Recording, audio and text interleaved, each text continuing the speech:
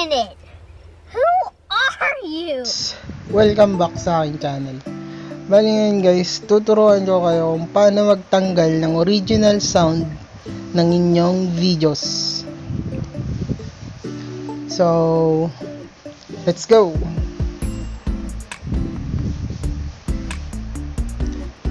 Baling gagawin lang natin is dapat meron tayong KineMaster kasi ang gagamitin natin na pantanggal is KineMaster sa ating original sound.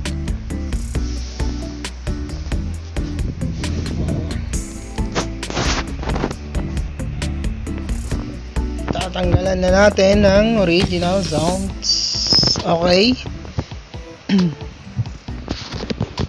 First, check muna natin to guys. Okay na.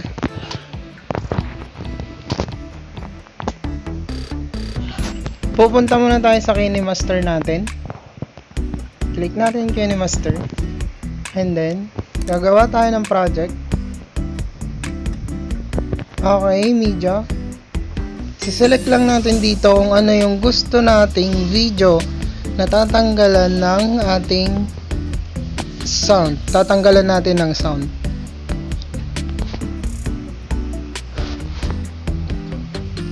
Okay, kunwari, yung intro nyo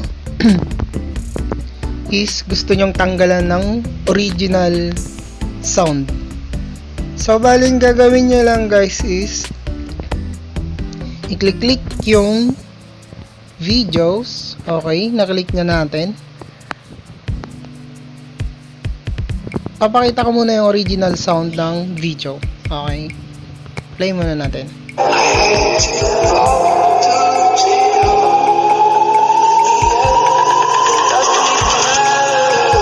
Yun guys, bali, nandun yung original sound.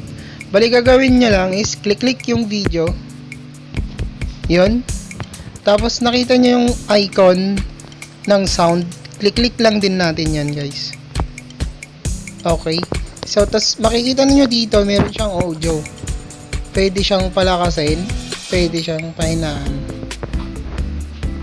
Yun.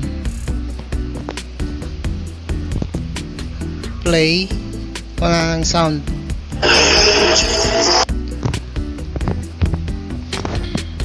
Palakas pala yung ginawa ko. So, bali, i-volume 0 nyo lang to. 0. Okay. Then, click play. So, ganun lang guys. Wala na siyang sound. Nawala na yung kanyang sound. Diba? Ulitin natin. Pare, gagawa ka ng project. Tapos, tatanggalan mo siya ng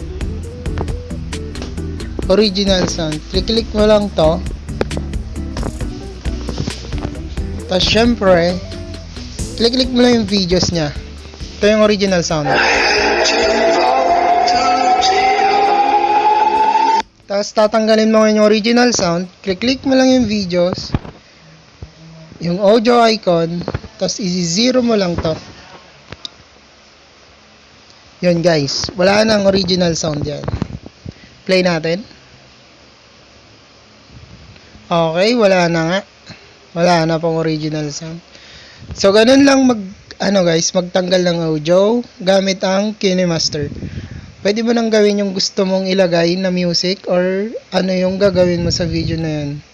So, thank you guys. Please comment, like, and subscribe. Thank you.